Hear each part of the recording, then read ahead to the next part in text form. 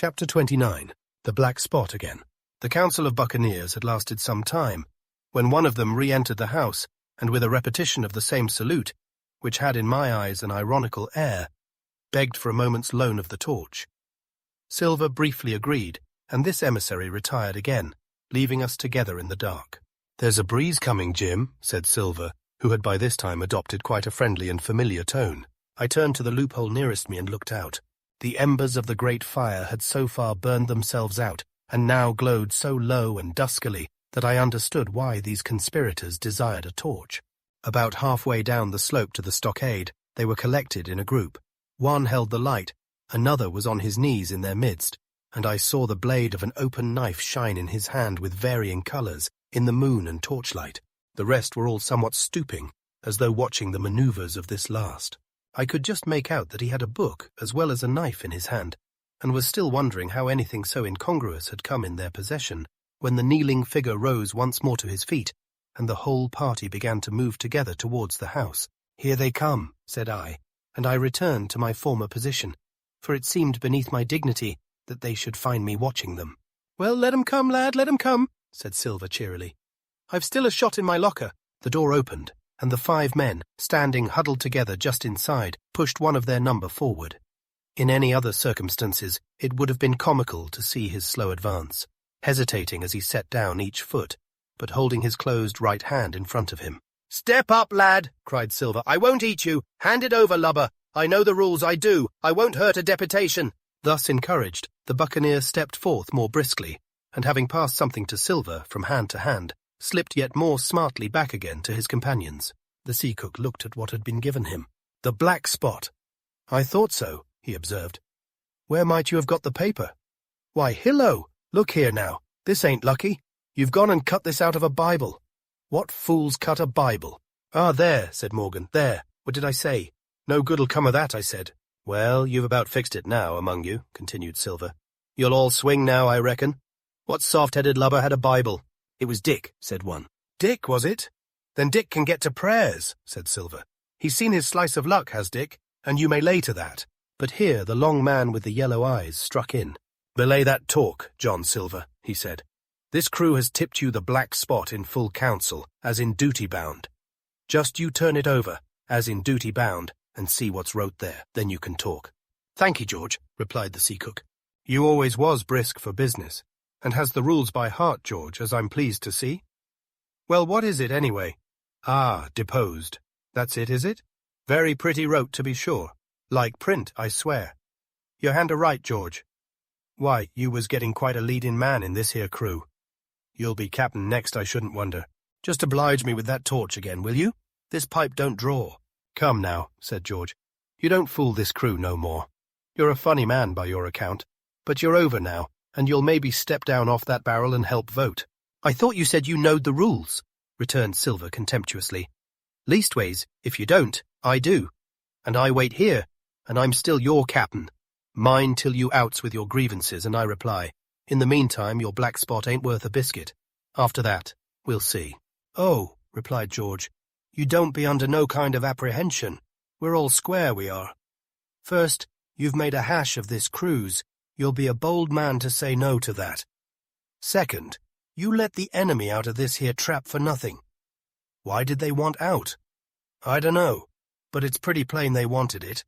Third, you wouldn't let us go at them upon the march. Oh, we see through you, John Silver. You want to play booty, that's what's wrong with you. And then fourth, there's this here boy." "Is that all?" asked Silver quietly. "Enough, too," retorted George. "We'll all swing and sun-dry for your bungling. Well, now, look here. I'll answer these 4 pints. One after another, I'll answer 'em. I made a hash of this cruise, did I? Well, now, you all know what I wanted, and you all know if that had been done, that we'd have been aboard the Hispaniola this night as ever was. Every man of us alive and fit and full of good plum duff, and the treasure in the hold of her, by thunder. Well, who crossed me? Who forced my hand, as was the lawful captain? Who tipped me the Black Spot the day we landed and began this dance? Ah, it's a fine dance. I'm with you there, and looks mighty like a hornpipe in a rope's end at Execution Dock by London town, it does. But who done it? Why, it was Anderson and Hans and you, George Merry, and you're the last above board of that same meddling crew. And you have the Davy Jones's insolence to up and stand for captain over me, you, that sank the lot of us. By the powers. But this tops the stiffest yarn to nothing. Silver paused, and I could see by the faces of George and his late comrades that these words had not been said in vain. That's for number one, cried the accused, wiping the sweat from his brow, for he had been talking with a vehemence that shook the house. Why, I give you my word, I'm sick to speak to you. You've neither sense nor memory, and I leave it to fancy where your mother's was that let you come to sea. Sea! Gentleman of fortune, I reckon tailors is your trade. Go on, John, said Morgan. Speak up to the others. Ah, the others, returned John. They're a nice lot, ain't they? You say this cruise is bungled. Ah, by gum, if you could understand how bad it's bungled, you would see. We're that near the gibbet that my neck's stiff with thinking on it. You've seen 'em, maybe, hanged in chains, birds about 'em, seamen pinting 'em out as they go down with the tide. Who's that? Says one. That? Why, that's John Silver. I knowed him well, says another. And you can hear the chains a jangle as you go about and reach for the other boy. Now, that's about where we are, every mother's son of us, thanks to him, and Hans, and Anderson, and other ruination fools of you. And if you want to know about number 4, and that boy, why, shiver my timbers, isn't he a hostage? Are we going to waste a hostage? No, not us. He might be our last chance, and I shouldn't wonder. Kill that boy? Not me, mates. And number 3? Ah, well, there's a deal to say to number 3. Maybe you don't count it nothing to have a real college doctor to see you every day, you, John, with your head broke, or you, George Merry, that had the ague shakes upon you not 6 hours agone, and has your eyes the colour of lemon peel to this same moment on the clock. And maybe, perhaps, you didn't know there was a consort coming either. But there is, and not so long till then, and we'll see who'll be glad to have a hostage when it comes to that. And as for number 2, and why I made a bargain well, you came crawling on your knees to me to make it. On your knees you came. You was that downhearted, and you'd have starved too if I hadn't, but that's a trifle. You look there, that's why. And he cast down upon the floor a paper that I instantly recognized, none other than the chart on yellow paper, with the 3 red crosses that I had found in the oilcloth at the bottom of the captain's chest. Why the doctor had given it to him was more than I could fancy, but if it were inexplicable to me, the appearance of the chart was incredible to the surviving mutineers. They leaped upon it like cats upon a mouse. It went from hand to hand, one tearing it from another, and by the oaths and the cries and the childish laughter with which they accompanied their examination, you would have thought, not only they were fingering the very gold, but were at sea with it, besides in safety. Yes, said one, that's flint, sure enough. JF, and a score below, with a clove hitch to it, so he don't ever. Mighty pretty, said George, but how are we to get away with it, and us no ship? Silver suddenly sprang up, and supporting himself with a hand against the wall. Now I give you warning, George, he cried. One more word of your sauce, and I'll call you down and fight you. How? Why, how do I know?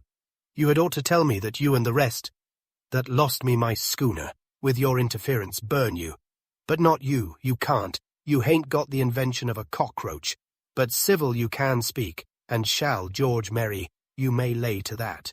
That's fair now, said the old man Morgan. Fair. I reckon so, said the sea cook. You lost the ship, I found the treasure. Who's the better man at that? And now I resign by thunder. Elect whom you please to be your captain now, I'm done with it. Silver, they cried. Barbecue forever, barbecue for captain. So that's the tune, is it? Cried the cook. George, I reckon you'll have to wait another turn, friend. And lucky for you, as I'm not a revengeful man. But that was never my way. And now, shipmates, this black spot? 'Tain't much good now, is it? Dick's crossed his luck and spoiled his Bible, and that's about all. It'll do to kiss the book on still, won't it? Growled Dick, who was evidently uneasy at the curse he had brought upon himself. A Bible with a bit cut out, returned Silver derisively. Not it. It don't bind no more'n a ballad book. Don't it, though? Cried Dick with a sort of joy. Well, I reckon that's worth having too. Here, Jim, here's a curiosity for you, said Silver, and he tossed me the paper. It was around about the size of a crown piece. One side was blank, for it had been the last leaf. The other contained a verse or two of Revelation, these words among the rest, which struck sharply home upon my mind, without a dogs and murderers. The printed side had been blackened with wood ash, which already began to come off and soil my fingers. On the blank side had been written with the same material the one word, deposed. I have that curiosity beside me at this moment, but not a trace of writing now remains beyond a single scratch, such as a man might make with his thumbnail. That was the end of the night's business. Soon after, with a drink all round, we lay down to sleep, and the outside of Silver's vengeance was to put George Merry up for sentinel and threaten him with death if he should prove unfaithful. It was long ere I could close an eye, and heaven knows I had matter enough for thought in the man whom I had slain that afternoon, in my own most perilous position, and above all, in the remarkable game that I saw Silver now engaged upon, keeping the mutineers together with one hand, and grasping with the other after every means, possible and impossible, to make his peace and save his miserable life. He himself slept peacefully, and snored aloud, yet my heart was sore for him, wicked as he was, to think on the dark perils that environed, and the shameful gibbet that awaited him.